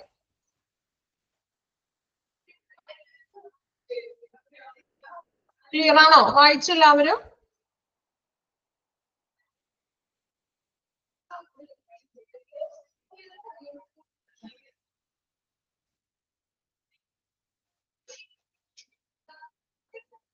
ഓക്കെ, ഇനി നെക്സ്റ്റ് വൺ നമ്മുടെ ഈ ചാപ്റ്ററിലെ ലാസ്റ്റ് സെക്ഷൻ ആണ് ഗസ്റ്റ് റിലേഷൻ ഓഫീസർ. നോക്കാം കേട്ടോ, എന്താണ് ഗസ്റ്റ് റിലേഷൻ ഓഫീസർ നോക്കാം. A guest relation officer, also known as guest relation coordinator or guest relation specialist. Underline ചെയ്യാം കേട്ടോ, നിങ്ങൾ വായിക്കുമ്പോൾ അത് അണ്ടർലൈൻ ചെയ്ത് പോകുക. ഗസ്റ്റ് റിലേഷൻ ഓഫീസർ അറിയപ്പെടുന്ന മറ്റു രണ്ട് പേരുകളാണ് guest relation coordinator or guest relation specialist. Okay, is a customer service centered employee. Customer service centred ആണെന്ന്, അതായത് കസ്റ്റമറിന് ഉപഭോക്തൃ സേവന, അതായത് എന്താണ്, കസ്റ്റമറിന് കൂടുതൽ പ്രാധാന്യം കൊടുക്കുന്ന ഒരു ജോബ് ആണെന്ന് അദ്ദേഹത്തിന്റെ. ഹു എസെൻഷ്യലി ഗ്രീറ്റ്സ്, പ്രത്യേകമായിട്ടും അദ്ദേഹം ചെയ്യുന്നത് അഭിവാദനം ചെയ്യുക, ഗ്രീറ്റ് ചെയ്യുന്നു, പേഷ്യൻസിനെ ഗ്രീറ്റ് ചെയ്യുക. ഗസ്റ്റ് എന്ന് പറയുമ്പോൾ അറിയാലോ, ഗസ്റ്റുകളെ എന്ത് ചെയ്യുന്നു, മീറ്റ് ചെയ്യുന്നു, അവരൊന്ന് ഗ്രീറ്റ് ചെയ്യുക, അവരെ നല്ലൊരു എന്താ സംബോധനയോട് കൂടി തന്നെ അവരൊരു വെൽക്കമിങ് കൊടുക്കുക. കസ്റ്റമറിന് വേണ്ടിയിട്ടുള്ള എല്ലാ കാര്യങ്ങളും ചെയ്യുക. ഇതാണ് ഗസ്റ്റ് റിലേഷൻ ഓഫീസർ എന്ന് പറയുന്നത്. ഓക്കെ, ഇനി എന്തൊക്കെയാണ് അദ്ദേഹത്തിന്റെ റെസ്പോൺസിബിലിറ്റീസ് എന്നാണ് നോക്കുന്നത്. First one, guest relation representatives are available to assist patients and family by answering questions, explaining hospital policies, customer service and helping to resolve issues related to hospital service. അല്ലെ, പേഷ്യന്റിന്റെ ഫാമിലിക്കും അവരുടെ ക്വസ്റ്റ്യൻസിനൊക്കെ answer കൊടുക്കുക. ഇപ്പോ പേഷ്യന്റിനും ഫാമിലിക്കും ചിലപ്പോൾ ആ ഹോസ്പിറ്റൽ പരമായിട്ട് അതിന്റെ സർവീസസ് എന്തെങ്കിലും സേവനങ്ങളുമായിട്ടുള്ള സംശയങ്ങൾ ഉണ്ടാകാം, അല്ലെങ്കിൽ ആ പേഷ്യന്റിന്റെ ട്രീറ്റ്മെന്റിന്റെ ഭാഗമായിട്ട് ചിലപ്പോൾ സംശയങ്ങളൊക്കെ ഉണ്ടാകാം. അല്ലെ, അപ്പൊ അങ്ങനെയുള്ള സംശയങ്ങൾക്ക് ആൻസർ ചെയ്യുക. അതുപോലെ എക്സ്പ്ലൈനിങ് ഹോസ്പിറ്റൽ പോളിസി, ഹോസ്പിറ്റലിന്റെ നയങ്ങൾ ഉണ്ടാകും, അല്ലെങ്കിൽ റൂൾസുകളൊക്കെ ഉണ്ടാകും, അതെല്ലാം വിശദീകരിച്ച് കൊടുക്കുക. ദെൻ കസ്റ്റമർ സർവീസ്, അതായത് കസ്റ്റമർ പേഷ്യന്റിന് വേണ്ടിയിട്ടുള്ള സേവനങ്ങൾ ചെയ്തു കൊടുക്കുക. Helping to resolve issues related to hospital service, ഹോസ്പിറ്റലിന്റെ സർവീസിൽ സേവനങ്ങളുമായി ബന്ധപ്പെട്ട എന്തെങ്കിലും പ്രശ്നങ്ങൾ വരികയാണെങ്കിൽ അത് റിസോൾവ് ചെയ്ത് കൊടുക്കുക, പരിഹരിച്ചു കൊടുക്കുക. ഓക്കെ, ഫസ്റ്റ് പോയിന്റിൽ പറയുന്നത് അത്രയും കാര്യങ്ങളാണ്. എന്നുകൂടി പറയാം, പേഷ്യന്റിനും ഫാമിലിക്കും അവരുടെ ചോദ്യങ്ങൾക്ക് അല്ലെ ക്വസ്റ്റ്യൻസ്, അതായത് അവരുടെ സംശയങ്ങളാകാം, ആ സംശയത്തിനുള്ള മറുപടി കൊടുക്കുക. ദെൻ ഹോസ്പിറ്റൽ പോളിസീസ്, ഹോസ്പിറ്റലിലെ നയങ്ങൾ അല്ലെങ്കിൽ റൂൾസുകൾ അവയെല്ലാം എക്സ്പ്ലനേഷൻ ചെയ്ത് കൊടുക്കുക. അതോടൊപ്പം എന്താണ്, നല്ലൊരു സേവനം കൊടുക്കുക. ദെൻ ഹോസ്പിറ്റൽ റിലേറ്റഡ്, ഹോസ്പിറ്റലിന്റെ സർവീസുമായിട്ട് റിലേറ്റ് ചെയ്തിട്ടുള്ള പ്രശ്നങ്ങൾ ഉണ്ടെങ്കിൽ അതിന് പരിഹാരം കാണുക. ക്ലിയർ ആണോ? ഫസ്റ്റ് പോയിന്റ് ക്ലിയർ ആണോ? റെസ്പോൺസ് ഒന്നും ഇല്ലല്ലോ എല്ലാവരും, ക്ലാസ്സിൽ ഇല്ലാലും ഉറക്കത്തിലാണോ? ഓക്കെ, ഒന്ന് റെസ്പോൺസ് ചെയ്യാം. ഞാൻ ചോദിക്കുമ്പോ ഒന്ന് റെസ്പോൺസ് ഒക്കെ ചെയ്യാം. ഇനി സെക്കൻഡ് പോയിന്റ് നോക്കാം. Attend enquiries requested by the guest, customer or foreign patients regarding facilities provided and everything else. അല്ലെ? അറ്റൻഡ് ടു ഇൻക്വയറീസ് എന്ന് വെച്ചാൽ ആവശ്യങ്ങൾ അല്ലെ? റിക്വസ്റ്റഡ് ബൈ ഗസ്റ്റ്, അതായത് എക്സാമ്പിൾ പറയാൻ ഇപ്പൊ ഫോറിൻ പേഷ്യൻസ് ഒക്കെ വരികയാണെങ്കിൽ അവരുടെ ആവശ്യങ്ങളൊക്കെ അറ്റൻഡ് ചെയ്യുക, അതായത് അവരുടെ ആവശ്യങ്ങളൊക്കെ ചോദിച്ചറിയുക. ഇപ്പൊ അവർക്ക് ചിലപ്പോ നമ്മളുടെ എന്തെങ്കിലും മീൻസ് മേ ബി ഇപ്പൊ ഫുഡ് ആയിട്ടുണ്ടെങ്കിലും അങ്ങനെയുള്ള കാര്യങ്ങളൊക്കെ അവർക്ക് സ്പെഷ്യലൈസ്ഡ് ആയിരിക്കുമല്ലോ. അപ്പൊ അങ്ങനെ അവരുടെ കാര്യങ്ങൾ എസ്പെഷ്യലി ഫോറിൻ പേഷ്യൻസ് ഒക്കെ വരുമ്പോൾ അവരുടെ ഇൻക്വയറീസ് എന്ന് പറഞ്ഞാൽ അവരുടെ ആവശ്യങ്ങൾ റിക്വയർമെന്റ്സ് ഒക്കെ അറ്റൻഡ് ചെയ്യുക, ചോദിച്ചറിയുക. ദെൻ റിഗാർഡിംഗ് ഫെസിലിറ്റീസ് പ്രൊവൈഡഡ്, അവർക്ക് വേണ്ടുന്ന ഫെസിലിറ്റീസ് ആവശ്യങ്ങൾ സേവനങ്ങൾ സൗകര്യങ്ങൾ പ്രൊവൈഡ് ചെയ്ത് കൊടുക്കുക. മൂന്നാമത്തെ point, check if adequate welcome facility are available for everyone whose arrival on this list. List എന്ന് ഉദ്ദേശിക്കുന്നത് ആ ഹോസ്പിറ്റലിലേക്ക് കടന്നു വരുന്ന എല്ലാ പേഷ്യൻസിനെയും അല്ലെ, അവിടേക്ക് അറൈവൽ ചെയ്യുന്ന എല്ലാ പേഷ്യൻസിനെയും വെൽക്കം ഫെസിലിറ്റി, അതായത് ഗ്രീറ്റ് ചെയ്യുക, അതാണല്ലോ അദ്ദേഹത്തിന്റെ മെയിൻ ഡ്യൂട്ടി എന്ന് പറയുന്നത്. സോ ഹോസ്പിറ്റലിലേക്ക് വരുന്ന എല്ലാ പേഷ്യൻസിനെയും ഗ്രീറ്റ് ചെയ്യുക. Then attend to VIPs, that is very important person with more attention അല്ലെ? ഇപ്പൊ ഹോസ്പിറ്റലിൽ VIP പേഷ്യൻസ് ഒക്കെയാണ് വരികയെങ്കിൽ അവർക്ക് കുറച്ചും കൂടി മോർ അറ്റൻഷൻ കൊടുക്കാന്ന് നമ്മൾ ന്യൂസിലൊക്കെ കാണാറില്ലേ? അതായത് VIP പേഷ്യന്റ് എന്ന് പറയുമ്പോൾ ആരൊക്കെയാണ്? ചിലപ്പോൾ രാഷ്ട്രീയ നേതാക്കളോ അവരൊക്കെ ഹോസ്പിറ്റലിൽ കിടക്കുമ്പോൾ അവർക്ക് ഭയങ്കര പ്രൊട്ടക്ഷൻസും കാര്യങ്ങളൊക്കെ കൊടുക്കും ഇല്ലേ? കൊടുക്കാറുണ്ടോ? ഫിലിമിലൊക്കെ കാണാറില്ലേ നിങ്ങള്? പുറത്ത് 2 കാവൽക്കാർ നിൽക്കുന്നു അല്ലെ? പോലീസിന്റെ ഭയങ്കര പോലീസ് പ്രൊട്ടക്ഷൻ ഒക്കെ ആയിരിക്കും. ആണോ? നമ്മൾ ന്യൂസിലൊക്കെ കാണാറില്ലേ? ഇതുപോലെ ഏതെങ്കിലും രാഷ്ട്രീയ നേതാക്കന്മാരോ അല്ലെങ്കിൽ ഇങ്ങനെ VIPsകളൊക്കെ കിടക്കുകയാണെങ്കിൽ ഒരു സാധാരണ നോർമൽ പേഷ്യൻസിന്റെ പോലെയാണ് അവർ ട്രീറ്റ് ചെയ്യുക? അല്ല അല്ലെ? അവർക്ക് കുറച്ചും കൂടി മോർ അറ്റൻഷൻ കൊടുക്കുന്നു. ഓക്കെ, അവിടെ വരെ ഒന്ന് വായിച്ചു നോക്കി നിങ്ങൾ. ഇപ്പൊ നമ്മൾ എത്ര പോയിന്റ് പറഞ്ഞു?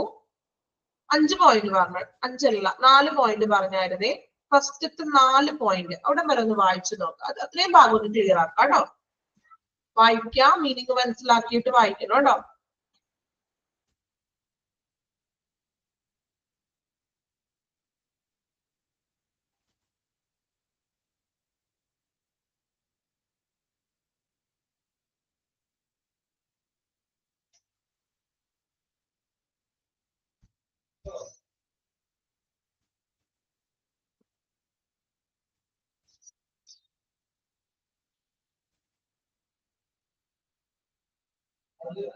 സെക്കൻഡ് പോയിന്റ് എന്ന് പറയുന്നത് കസ്റ്റമറിന്റെ ആവശ്യങ്ങളെ അറിയുക ആണ്.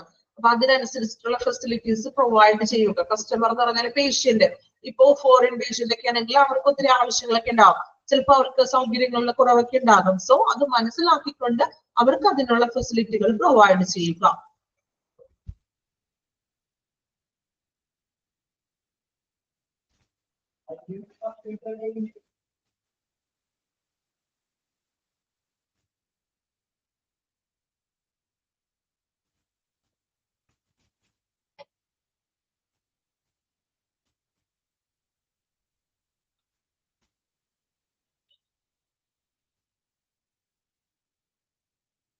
VIP അറിയാലോ, വെരി ഇമ്പോർട്ടന്റ് പേഴ്സൺ.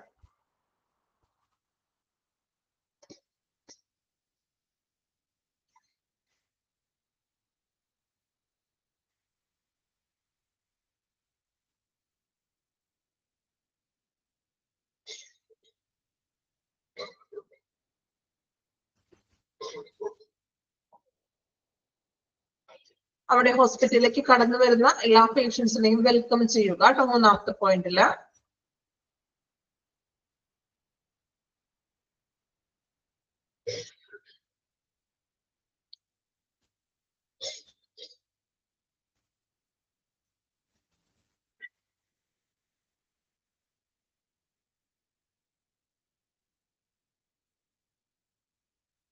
ഓക്കെ, നമുക്ക് നെക്സ്റ്റ് പോയിന്റ് നോക്കാം കേട്ടോ. 5ാമത്തെ പോയിന്റ് നോക്കാം. Maintain A polite and humble personality while attending the guest. അതായത് പേഷ്യൻസിനെ അറ്റൻഡ് ചെയ്യുമ്പോൾ വളരെ മാന്യമായിട്ടും പൊളൈറ്റ് ആയിട്ടും ഹംബിൾ ആയിട്ടും വളരെ എളിമയോടും വളരെ മാന്യമായിട്ടുള്ള രീതിയിൽ വേണം അവരോട് അറ്റൻഡ് ചെയ്യുവാൻ, സംസാരിക്കാനൊക്കെ. ദെൻ അടുത്ത point, provide A detailed description of all information that can be potentially asked for a law with the document needed. ഒരു പേഷ്യന്റ് വന്നു, അപ്പൊ പേഷ്യൻസിന്റെ ആവശ്യമായിട്ടുള്ള രേഖകൾക്കൊപ്പം എല്ലാ വിവരങ്ങളും നൽകിയിരിക്കണം എന്ന്. അതായത് ഡോക്യുമെന്റ് ഒക്കെ തയ്യാറാക്കുമല്ലോ, പേഷ്യൻസിന്റെ ഡോക്യുമെന്റ്സ് ഒക്കെ തയ്യാറാക്കുമ്പോൾ അതിൽ എല്ലാ വിശദ വിവരങ്ങളും പറഞ്ഞിരിക്കണം. ഓക്കെ, അതാണ് ആ പോയിന്റ് കൊണ്ട് ഉദ്ദേശിക്കുന്നത്. Provide detailed description all information that can be potentially asked for along with the document needed. പേഷ്യൻസിന്റെ ഡോക്യുമെന്റ് തയ്യാറാക്കുമ്പോൾ രേഖകൾക്കൊപ്പം വിശദമായിട്ട് ഓരോ കാര്യങ്ങളും വിശദീകരിച്ചിരിക്കണം. വെറുതെ പോയിന്റ് ഔട്ട് അല്ല, മറിച്ച് ഡീറ്റെയിൽ ആയിട്ടുള്ള വിശദീകരണം ഉണ്ടായിരിക്കണം. Take care of each and everything the guest might need and for to avoid a last minute rush. എന്താ പോയിന്റിൽ പറയുക? Take care of each and everything the guest might need and for to avoid last minute rush. അദ്ദേഹത്തിന്റെ പ്രവർത്തനങ്ങളെല്ലാം last മിനിറ്റത്തേക്ക് വെക്കാൻ പാടില്ല. നിങ്ങൾ ചെയ്യാറുണ്ടോ അങ്ങനെ? അതായത് നമ്മൾ എക്സാമിന്റെ തലേ ദിവസം പഠിക്കാൻ വേണ്ടി കാത്തിരിക്കും ഇല്ലേ? ഒരു നോർമലി ഉള്ള ഒരു പ്രവണതയാണ് എല്ലാവർക്കും. ചെറിയ ക്ലാസ്സിലൊക്കെ പഠിക്കുമ്പോഴേ ടൈം ഉണ്ടല്ലോ, 2 മാസത്തിന് ടൈം ഉണ്ട്.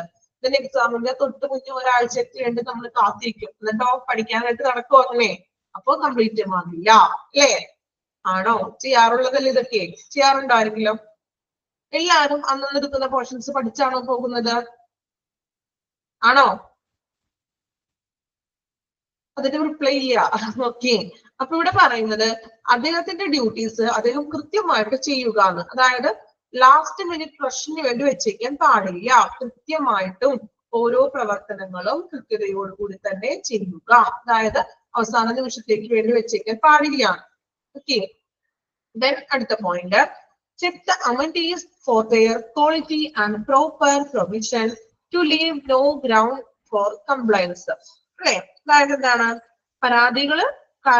പരാതികൾ വരാതിരിക്കാൻ വേണ്ടിയിട്ട് എല്ലാ സൗകര്യങ്ങളും ഗുണനിലവാരമുണ്ടെന്ന് പരിശോധിക്കുകയാണ്. അതായത് നമ്മൾ കൊടുക്കുന്ന അമെനിറ്റീസ് എന്ന് പറഞ്ഞാല് സൗകര്യങ്ങൾ, ഫെസിലിറ്റീസ് എന്നാണ് മീനിങ്. അമെനിറ്റീസ് സൗകര്യങ്ങളൊക്കെ ഇല്ലേ നമ്മളുടെ? അതായത് എന്താണ്, അവിടെ കൊടുക്കുന്ന സൗകര്യങ്ങളെല്ലാം പ്രോപ്പർ ആയിട്ടാണെന്ന്, മീൻസ് കംപ്ലൈന്റ്സ് ഒന്നും വരാതിരിക്കാൻ വേണ്ടിയിട്ട് ഗുണനിലവാരമുണ്ടെന്ന് പരിശോധിക്കാന്ന്. നല്ല സേവനങ്ങൾ പ്രൊവൈഡ് ചെയ്യുക. Then ensure maintenance of proper information in database. അല്ലെ? ഡാറ്റാബേസിലുള്ള ഇൻഫോർമേഷൻസുകൾ മെയിൻറ്റെയിൻ ചെയ്യുക. ഇപ്പൊ പേഷ്യൻസിന്റെ അനുസരിച്ചിട്ടുള്ള വിവരങ്ങളൊക്കെ ഡാറ്റാബേസിൽ ഉണ്ടാവുമല്ലോ, അത് മെയിൻറ്റെയിൻ ചെയ്യുക. അതായത് അത് വേറെ പുറത്ത് റിലീസ് ചെയ്യാതെ അത് കീപ്പ് ചെയ്യുക, സൂക്ഷിക്കുക.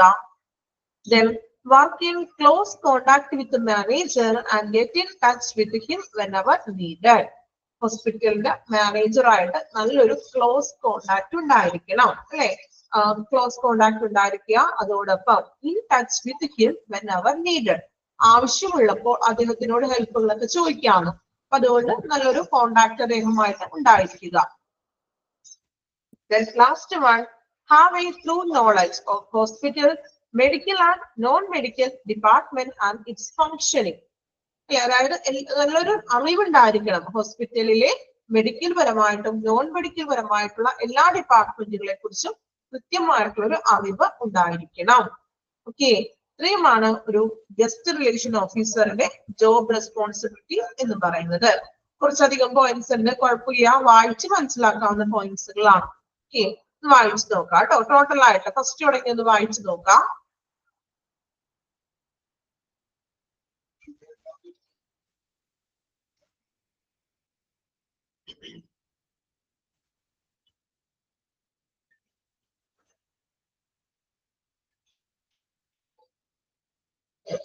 വലിയ റെസ്പോൺസിബിലിറ്റി, വലിയ റെസ്പോൺസിബിലിറ്റി ആണ്.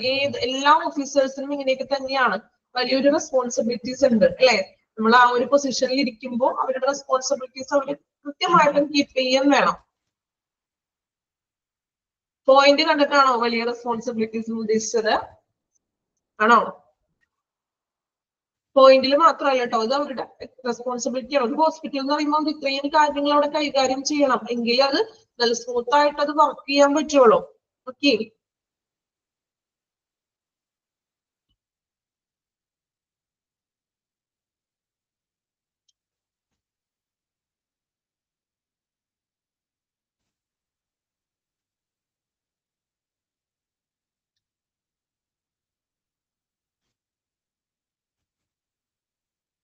ലാസ്റ്റ് 4 പോയിന്റ് ആണോ? അതായത് ചെക്ക് അമ്യൂണിറ്റീസ് എന്ന് വെച്ചിട്ടുണ്ടെങ്കിൽ ആ ഫെസിലിറ്റികളൊക്കെ ഉണ്ടോന്ന്, നല്ല ഗുണനിലവാരമുള്ള സൗകര്യങ്ങളാണോ കൊടുത്തിരിക്കുന്നതെന്ന് ഉറപ്പുവരുത്തുക. Then ensure maintenance of proper information in database. ഡാറ്റാബേസിൽ പ്രോപ്പർ ആയിട്ടുള്ള ഇൻഫോർമേഷൻസുകൾ മെയിൻറ്റെയിൻ ചെയ്യുക. പേഷ്യൻസിന്റെ ഇൻഫോർമേഷൻസുകൾ ഉണ്ടല്ലോ, അതൊന്നും പുറത്തു പോകാതെ അത് കീപ്പ് ചെയ്യുക, അത് സുരക്ഷിതമാക്കുക. Then ensure work in close contact with the manager. ഹോസ്പിറ്റലിലെ മാനേജറുമായിട്ട് നല്ലൊരു ക്ലോസ് കോണ്ടാക്ട് ഉണ്ടായിരിക്കണം. ആവശ്യമുള്ളപ്പോൾ get in touch with him whenever needed. ആവശ്യമുള്ളപ്പോൾ നമുക്ക് ഈ മാനേജറിനോട് ഹെൽപ്പ് ചോദിക്കാം. Having through knowledge of the hospital, medical and non-medical department and its functioning. അതായത് മെഡിക്കലും non medical ആയിട്ടുള്ള ഡിപ്പാർട്ട്മെന്റ്സുകളായിട്ട് നല്ലൊരു അറിവുണ്ടായിരിക്കണം. ആ ഹോസ്പിറ്റലിലുള്ള മെഡിക്കൽ പരമായിട്ടുള്ള ഡിപ്പാർട്ട്മെന്റുകളും അല്ലെങ്കിൽ നോൺ മെഡിക്കൽ മറ്റു ഡിപ്പാർട്ട്മെന്റുകളെ കുറിച്ചും നല്ലൊരു അറിവ് ഉണ്ടായിരിക്കണം. ഇതിനെ കുറിച്ച് അറിയില്ലാത്ത ഒരാളെ നമുക്ക് ഗസ്റ്റ് റിലേഷൻ ഓഫീസർ ആക്കാൻ പറ്റുമോ? ഒരു അറിവില്ല. അങ്ങനെയുള്ള ഒരു വ്യക്തിയെ നമുക്ക് ഒരിക്കലും പറ്റില്ല, അല്ലെ? അദ്ദേഹത്തിന് ഇത്രയും റെസ്പോൺസിബിലിറ്റീസ് ചെയ്യേണ്ടതായിട്ട് വരുന്നു ഹോസ്പിറ്റലിൽ. ഓക്കെ, വായിച്ചു നോക്കാം കേട്ടോ റെസ്പോൺസിബിലിറ്റീസ്. ക്ലിയർ ആയോ? ഞാൻ മാക്സിമം നിങ്ങളുടേതായ മെഡിക്കൽ ടേമുകളും പരമാവധി മീൻസ് കുറച്ചുകൊണ്ട് നമ്മളുടേതായ അല്ലെ, നിങ്ങൾ നമ്മളുടെ ആ ഒരു മാക്സിമം ഷോർട്ട് ആക്കിയിട്ടാണ് പറയുന്നത് കേട്ടോ. ക്ലിയർ ആണോ? ഫോളോ ചെയ്യാൻ പറ്റുന്നുണ്ടോ? കുഴപ്പമില്ലല്ലോ? ഓക്കെ ആണോ? സ്പീഡ് ഓക്കെ ആണോ? ഈ ഒരു ലെവലാണ് കേട്ടോ നോർമൽ ഒരു ഫ്ലോ. ഈ ഒരു ലെവലിലാണ് എന്റെ ക്ലാസ് പോകുന്നത്. ഓക്കെ, അപ്പോ ഇനി സ്പീഡ് കൂടുതലാണ്, അങ്ങനെ എന്തെങ്കിലും ഫോളോ ചെയ്യാൻ പറ്റുന്നില്ലെങ്കിൽ പറയാം കേട്ടോ.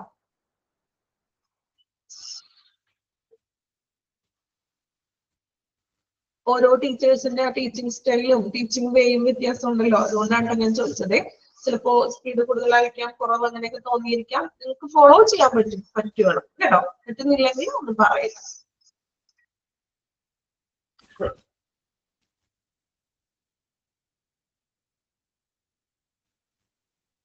എട്ടാമത്തെയാണ് ഞാൻ പറഞ്ഞത് അമ്യൂണിറ്റീസ് എന്ന് വെച്ചിട്ടുണ്ടെങ്കിൽ ആവശ്യങ്ങള് മീൻസ് ഫെസിലിറ്റികൾ അല്ലെ, നമ്മൾ അവിടുത്തെ കൊടുക്കുന്നത് ഹോസ്പിറ്റലുകാർ പ്രൊവൈഡ് ചെയ്യുന്ന ഫെസിലിറ്റികള് ക്വാളിറ്റി ഉണ്ടോ എന്ന് പരിശോധിക്കുന്നതാണ്. കംപ്ലൈന്റ്സ് ഒന്നും വരാതിരിക്കാൻ വേണ്ടിയിട്ട് നല്ല ഫെസിലിറ്റികളാണോ അവര് ചെയ്യുന്നത് എന്ന് ചെക്ക് ചെയ്യുക, ഹോസ്പിറ്റല് പ്രൊവൈഡ് ചെയ്യുന്നത്. ക്ലിയർ ആയോ? എട്ടാമത്തെ പോയിന്റ്.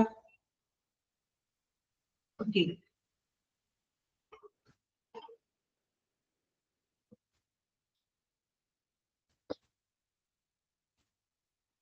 കംപ്ലീറ്റ് ചെയ്തോ? വായിച്ചു എല്ലാവരും?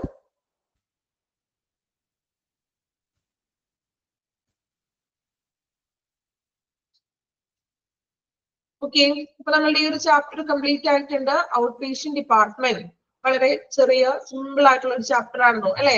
പെട്ടെന്ന് തന്നെ നമ്മുടെ ഒരു ചാപ്റ്റർ കംപ്ലീറ്റ് ചെയ്തു. നിങ്ങൾ അറിയാതെ തന്നെ ചാപ്റ്റർ കംപ്ലീറ്റ് ആയിട്ടുണ്ട്. ജസ്റ്റ് ഒന്ന് നമുക്കൊന്ന് റിവൈസ് ചെയ്ത് നോക്കാം. വളരെ എളുപ്പമാണ് ഈ ചാപ്റ്റർ. അപ്പൊ ഓരോ ചാപ്റ്റർ കഴിയുമ്പോൾ തന്നെ അതനുസരിച്ച് നിങ്ങൾ പഠിക്കാൻ ശ്രമിക്കണം കേട്ടോ. നിങ്ങൾ ലാസ്റ്റ് നിമിഷത്തേക്ക് വെച്ചേക്കരുത്. ദെൻ മോക്ക് ടെസ്റ്റ് കൃത്യമായിട്ട് അറ്റൻഡ് ചെയ്യുക. അപ്പൊ ഔട്ട് പേഷ്യന്റ് ഡിപ്പാർട്ട്മെന്റ് അല്ലെ? അപ്പൊ ഔട്ട് പേഷ്യന്റ് ഡിപ്പാർട്ട്മെന്റ് എന്ന് പറയുന്നത് നമുക്കറിയാം ഒരു എന്താണ് ഹെൽത്ത് ഇഷ്യൂമായിട്ട് ഡോക്ടേഴ്സിനെ കാണുന്നു, ദെൻ ഡോക്ടേഴ്സ് ട്രീറ്റ്മെന്റ് സ്റ്റാർട്ട് ചെയ്യുന്നു, ദെൻ അഡ്മിറ്റഡ് ആകുന്നില്ല അല്ലെ? അത്തരത്തിലുള്ള ഒരു സിറ്റുവേഷനെയാണ് നമ്മൾ ഔട്ട് പേഷ്യന്റ് ഡിപ്പാർട്ട്മെന്റ് എന്ന് വിളിക്കുന്നത് അല്ലെ? ഇനി ഔട്ട് പേഷ്യന്റ് ഡിപ്പാർട്ട്മെന്റിൽ ഇൻക്ലൂഡ് ചെയ്യുന്ന കാര്യങ്ങളാണ് നമ്മൾ പറഞ്ഞത്. Diagnosis, observation, consultation, treatment, intervention and rehabilitation. Okay, ഇവ 6 കാര്യങ്ങളാണ് അല്ലെ? മീൻസ് ഡയഗ്നോസിസ് എന്താണ്, observation, consultation, treatment, intervention, rehabilitation. ഇവ ഓരോന്നും അറിഞ്ഞിരിക്കണം കേട്ടോ, എന്താണെന്ന് പഠിച്ചിരിക്കണം. Next objectives. ഒരു ഒ പി ഡിയുടെ ലക്ഷ്യങ്ങൾ മെയിൻ ആയിട്ട് 4 ഒബ്ജക്റ്റീവ്സ് ആണ് നമ്മൾ പറഞ്ഞത്. ക്വാളിറ്റി ആയിട്ടുള്ള ഒരു കെയർ കൊടുക്കുക, മോഡേൺ ടെക്നിക്സുകൾ ഉപയോഗിക്കുക, ദെൻ പേഷ്യന്റിന്റെ സംതൃപ്തിക്ക് വേണ്ടി സൗകര്യങ്ങൾ കൊണ്ടുവരിക, നല്ലൊരു പബ്ലിക് റിലേഷൻ കീപ്പ് ചെയ്യുക. ദെൻ നമ്മൾ സ്കോപ്പ് ആണ് നോക്കിയത്. സ്കോപ്പിലും നമ്മൾ കൺസൾട്ടേഷൻ കൊടുക്കുക, ഇൻവെസ്റ്റിഗേഷൻ, ദെൻ റീഹാബിലേഷൻ. ഓർത്തിരിക്കുക, ഫിസിയോതെറാപ്പി ആൻഡ് ഒക്യുപേഷണൽ തെറാപ്പി ആണ് റീഹാബിലേഷൻ സർവീസസിന് എക്സാമ്പിള്. ദെൻ ലൊക്കേഷൻ വായിച്ചു അല്ലെ? ഗ്രൗണ്ട് ഫ്ലോറിലായിരിക്കും മെയിൻ ആയിട്ട് ലൊക്കേഷൻ എന്ന് പറയുന്നത്. then അതിന്റെ കുറച്ച് ലൊക്കേഷൻസിന്റെ ഡീറ്റെയിൽസ്. ഇനി നമ്മൾ നോക്കിയത് ഒരു ടേബിൾ ആണ്. പേഷ്യന്റ് ഏരിയയിൽ എന്തൊക്കെയാണ് വരുന്നത്, അഡ്മിനിസ്ട്രേറ്റീവ് ഏരിയ, ക്ലിനിക്കൽ ഏരിയ. നമ്മൾ ഓൾറൗണ്ട് ടോട്ടൽ ചെയ്തിട്ടാണ് കേട്ടോ ഇത് അവിടെ ഇട്ടിരിക്കുന്നത്. കാരണം പേഷ്യന്റ് ഏരിയയിൽ ഇപ്പൊ നിങ്ങൾ പറഞ്ഞ ഒത്തിരി പോയിന്റ്സുകളും അതിനകത്ത് ഇൻക്ലൂഡഡ് ആണ്. പക്ഷെ നമുക്ക് അതിനെ കുറച്ച് സ്പെസിഫൈ ചെയ്തിട്ട് എഴുതിയിരിക്കുന്നു മാത്രം. ഓക്കെ, അപ്പോ പേഷ്യന്റ് ഏരിയയിൽ നമുക്ക് പഠിക്കാനുള്ളത് എൻട്രൻസ്, റിസപ്ഷൻ, രജിസ്ട്രേഷൻ, പേഷ്യന്റുമായിട്ട് റിലേറ്റഡ് ആയിട്ടുള്ള ഏരിയകൾ. ദെൻ അഡ്മിനിസ്ട്രേറ്റീവ് ഏരിയ എന്ന് പറയുമ്പോൾ അഡ്മിനിസ്ട്രേറ്റീവ് പരമായിട്ടുള്ളത് അല്ലെ, ഭരണപരമായിട്ടുള്ള കാര്യങ്ങൾ. ക്ലിനിക്കൽ ഏരിയ എന്ന് പറയുമ്പോൾ ചികിത്സാപരമായിട്ടുള്ള ഏരിയ. ദെൻ നെക്സ്റ്റ് നമ്മൾ നോക്കിയത് ഒരു ഫ്ലോ പാറ്റേൺ ആണ്. ഒരു പേഷ്യന്റ് ഒ പി ഡിയിലേക്ക് വരുന്നു, എൻക്വയറി ചെയ്തു, registration, waiting for consultation room, then investigations നടത്തി, ഫാർമസിയിൽ ചെന്നു, മെഡിസിൻ വാങ്ങിച്ചു, എക്സിറ്റ് ചെയ്തു. ഓക്കെ, വീണ്ടും നമ്മൾ അടുത്തൊരു ടേബിളിലാണ് നോക്കിയത് എക്യുപ്മെന്റ്സ്. ഡയഗ്നോസ്റ്റിക്കിന്, തെറാപ്റ്റിക്കിന് ഉപയോഗിക്കുന്നത്, മോണിറ്ററിങ്ങിന് ഉപയോഗിക്കുന്നത്, ഇൻസ്ട്രുമെന്റ്സുകൾ. ഓക്കെ, അപ്പൊ ഇത് നമ്മൾ സ്പെസിഫൈ ചെയ്തിട്ട് നമുക്ക് ഇത്രയുമാണ് പഠിക്കാനുള്ളത്, ഇത്രയുമാണ് സ്പെസിഫൈ ചെയ്ത് പറഞ്ഞിരിക്കുന്നത്. സോ ആ ടേബിളിലുള്ള കാര്യങ്ങൾ മാത്രം നോക്കാം. ഓക്കെ, ദെൻ ഒ പി ഡിയുടെ ഫങ്ഷൻസ് ആണ് നമ്മൾ അടുത്തത് കണ്ടത്. അപ്പൊ ഏർലി ഡയഗ്നോസിസ്, ദെൻ ആംബുലേറ്ററി ബേസിസിലൊക്കെ കൊടുക്കുക, സ്ക്രീനിങ്, പോയിന്റ്സുകൾ നമ്മൾ പറഞ്ഞു, പോയിന്റ്സുകൾ നോക്കാം. ഇനി preventive health activities means O P D provide ചെയ്യുന്ന ഹെൽത്ത് ആക്ടിവിറ്റീസുകൾ എന്തൊക്കെയാണ്. വീണ്ടും നമ്മൾ type of O P D, രണ്ട് തരത്തിലുള്ള ഒ പി ഡി ഉണ്ടെന്ന് പഠിച്ചു. സെൻട്രലൈസ്ഡും ദെൻ ഡീസെൻട്രലൈസ്ഡും. സെൻട്രലൈസ്ഡ് എന്ന് പറയുമ്പോൾ എല്ലാ സർവീസും ഒരേ ഏരിയയിൽ തന്നെ ലഭിക്കുന്നതാണ് സെൻട്രലൈസ്ഡ് എന്ന് പറയുന്നത്. ഡീസെൻട്രലൈസ്ഡ് എന്ന് പറയുമ്പോൾ ഓപ്പോസിറ്റ് അല്ലെ, റെസ്പെക്റ്റീവ് ഏരിയയിലാണ്, ഒരു ഏരിയയിലല്ല പല പല വിഭാഗങ്ങളിലായിട്ട് പോകുന്നതാണ് decentralised. Okay, then 3 type patient പഠിച്ചു. General out patient, emergency, then referred out patient. General out patient എന്ന് പറഞ്ഞാൽ എന്തായിരുന്നു, എമർജൻസി കേസ് ഒഴികെ വരുന്ന കോമൺ ആയിട്ടുള്ള എല്ലാ പേഷ്യൻസുമാണ് ജനറൽ ഔട്ട് പേഷ്യന്റ്. എമർജൻസി എന്ന് പറയുന്നത് എമർജൻസി മെഡിക്കൽ കെയർ ആവശ്യമായിട്ട് വരുന്ന പേഷ്യൻസുകള്. ദെൻ റെഫേർഡ് എന്ന് പറയുന്നത് നമ്മൾ മറ്റൊരു ഡിപ്പാർട്ട്മെന്റിലോട്ട് അല്ലെങ്കിൽ മറ്റൊരു ഡോക്ടറെ റെഫർ ചെയ്യുന്നത്. മാനേജീരിയൽ കൺസിഡറേഷൻ അല്ലെ, എന്തൊക്കെയാണ് ഒരു മാനേജീരിയൽ നമ്മൾ ഒരു പരിഗണന കൊടുക്കുന്നത്. പോയിന്റ്സുകൾ വായിച്ചു. വീണ്ടും നമ്മൾ O P D flow chart, നമ്മൾ നേരത്തെ കണ്ട ഫ്ലോ ചാർട്ട് തന്നെയാണ്, കുറച്ചും കൂടി വിപുലീകരിച്ച് പറഞ്ഞത് മാത്രം. വീണ്ടും നമ്മൾ മാനേജ്മെന്റ് സ്ട്രക്ചർ, ദെൻ മെയിൻ ആയിട്ട് ഇമ്പോർട്ടന്റ് ആയിട്ടുള്ള കാര്യമാണ് 4 components: medical staff, nursing staff, subservient staff and clerical staff. 4 components ആണ്, ഇമ്പോർട്ടന്റ് ആണ്, പഠിക്കണം എന്ന് ഞാൻ പറഞ്ഞിട്ടുണ്ട്. ദെൻ ഒ പി ഡിയിൽ വരുന്ന പ്രശ്നങ്ങൾ, ജനറൽ ആയിട്ടുള്ള പ്രോബ്ലംസുകളും സ്പെസിഫിക് ആയിട്ടുള്ള പ്രോബ്ലംസും. ഇപ്പൊ ജനറൽ ആയിട്ട് കുറച്ച് പ്രോബ്ലംസ് വരുന്നുണ്ട്, ദെൻ സ്പെസിഫിക് പ്രോബ്ലംസ്. ദെൻ ഈ പ്രോബ്ലംസിനെ നമുക്ക് എങ്ങനെ മെത്തേഡ് ചെയ്യാം അല്ലെങ്കിൽ സോൾവ് ചെയ്യാനുള്ള മെത്തേഡ്സുകൾ അല്ലെ, ഓരോ പ്രോബ്ലംസിനും നമുക്ക് അത് സോൾവ് ചെയ്യാനായിട്ടുള്ള മെത്തേഡ്സുകൾ നോക്കി. അഡിക്വേറ്റ് ഡയറക്ഷണൽ സൈൻ കൊടുക്കുക, then multi fees collection zone, token display system കൊണ്ടുവരിക അല്ലെ, ക്യൂ തിയറി കൊണ്ടുവരിക, ക്യൂ ചാടുന്നത് ഒഴിവാക്കുക, അങ്ങനെയുള്ള കുറച്ച് മെത്തേഡ്സുകൾ.